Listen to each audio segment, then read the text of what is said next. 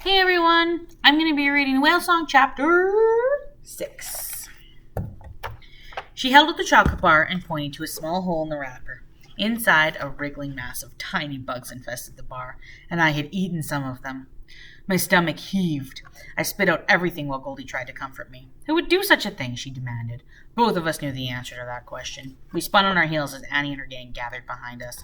All I could see were the boys and girls laughing at me, calling me malicious names. The white girl eats bugs, Annie screeched at the top of her lungs. Don't your parents feed you real food? I cringed and wiped chocolate bug drool from the corner of my mouth. Determined not to cry, I blinked back hot tears. Goldie jumped to her feet, hands on her hips. Annie, you ought to be ashamed, she shouted, furious. That was a mean and nasty thing to do. Annie let out a smug grunt. Goldie, you going white? Don't you be getting better than us. Her eyes squinted dangerously. I glanced up at my friend. Goldie looked like she was ready to pounce. Her eyes fired daggers. Even I was a bit afraid of her at that moment. Don't, I mumbled. That girl needs to be taught a lesson, she said through gritted teeth. This isn't your fight. We watched Annie and her followers disperse into the school. Then we made our way toward the building, not knowing what to say to each other. I knew that Goldie was seething inside and plotting revenge against Annie, but my mind was on something else.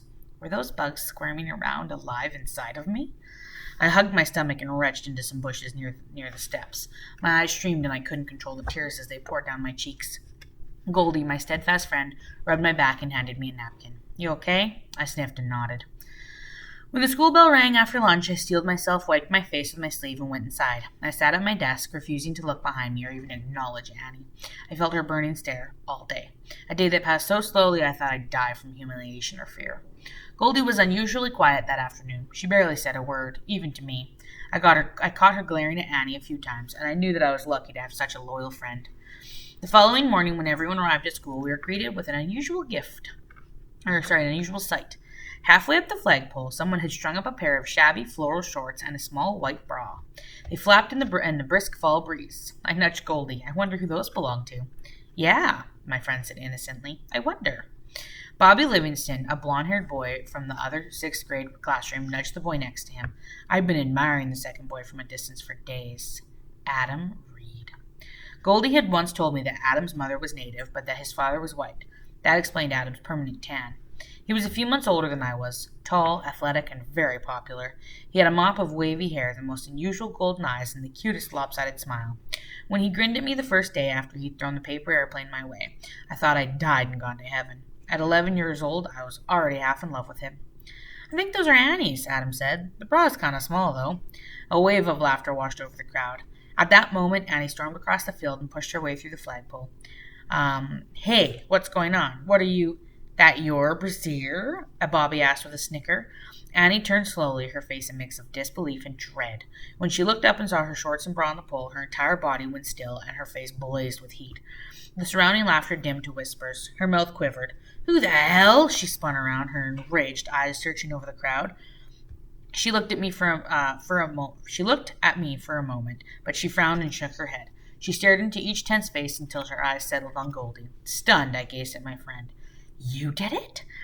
Goldie threw me a sly smile. What if I did? You're going to pay for this, Annie hissed. You too, Sarah. Goldie reached out and gripped my arm. It felt like she was branding me, warning the others that I wasn't to be touched. And it worked, for a while. After that, no one bothered me, except Annie, but that was later.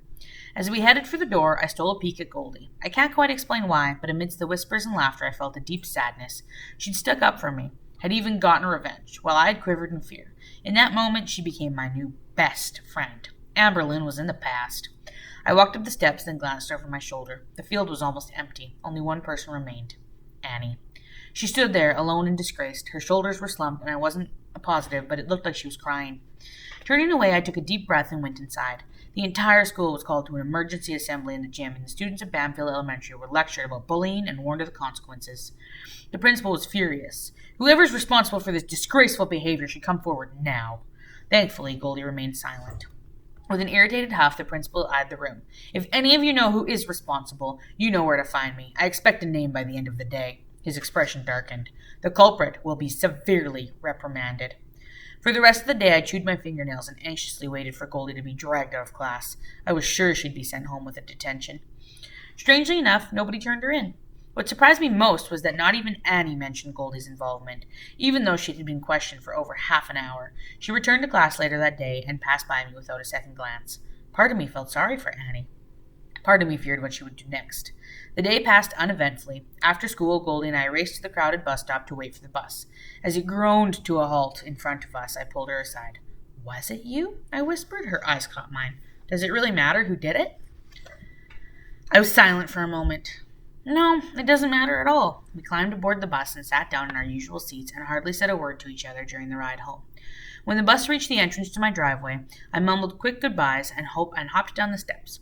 The road to my house seemed never-ending, and I trudged along, dragging my feet in the sand and gravel. That's when I realized something.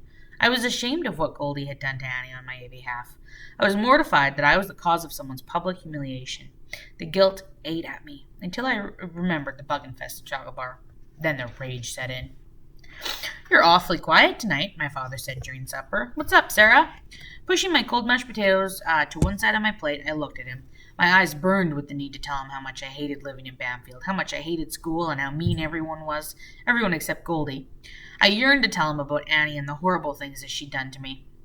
I opened my mouth to speak, but nothing came out. "Sarah," my father repeated, "are you—" "Can I be excused, Dad? I don't feel so good." "Of course." The words were scarcely out of his mouth when I jumped to my feet and rushed upstairs towards my room. Closing the bedroom door behind me, I threw myself down on my bed. "I hate it here," I sobbed, "and I hate Annie." I grabbed my pillow and flung it against the door. My face was wet and my throat felt like a fiery furnace. It was hard to be quiet when what I really wanted to do was bawl and scream. I thought of Annie and my blood boiled. How would I survive 3 years of being the white kid? How would I endure the malevolent spitefulness of Annie Pierce? My hatred of her was so intense that I longed to lash out at her, to hurt her physically. I envisioned revenge, my own secret revenge. I couldn't allow Goldie to be my savior forever, to be there for me every time Annie decided to be cruel. I needed to be strong, to defend myself. I wanted to overcome my fear, and my fear of her. I just didn't know how. I curled up on my bed, depressed and angry, plotting all the vengeful things I would do to Annie. I didn't know how much time passed before there was a soft knock on the door. "Sarah?" The bed sagged as my mother sat on the edge of the mattress. "You okay, honey?" Her voice cracked a bit, and I sensed her sadness. "Do you want to talk about it?" I shook my head. She stretched out beside me, and we lay side by side, shoulders touching. We stayed like that for a long time, neither of us saying a word. Working up to my nerve, I said, "There's this girl at school, Annie. She's the one who cut my hair, and she gave me a chocolate bar with bugs in it." Took a deep breath and looked at my mother. Everyone teased me, and Annie called me white girl. My mother was appalled. "That's horrible. I'll talk to your teacher." I shook my head. "No, that'll make things worse. Annie must be a terribly sad and angry girl." I stared at her, confused by her comment. How could my mother feel any sympathy toward the girl who was bullying me? "What do you mean?" I asked in a sulky voice. She patted my hand and entwined her elegant fingers through mine. "Usually when kids act like that toward someone else, it's because they are unhappy. Annie may be jealous of you, or maybe a white person treated her badly at one time, and that's why she seems to hate white people." I opened my mouth to argue, but she cut me off. "That's called racism, Sarah. When you judge someone or dislike them for the color of their skin or their race. When Nona Rocco and Nona Sofia came to North America, many people were mean to them because they were Italian. People can be spiteful, and sometimes, especially children, some people just don't know any better. No one's taught them that it's wrong to judge others by the color of their skin." I pouted. Why didn't Annie's parents teach her it's wrong? She gave a sad shrug. "I don't know, honey.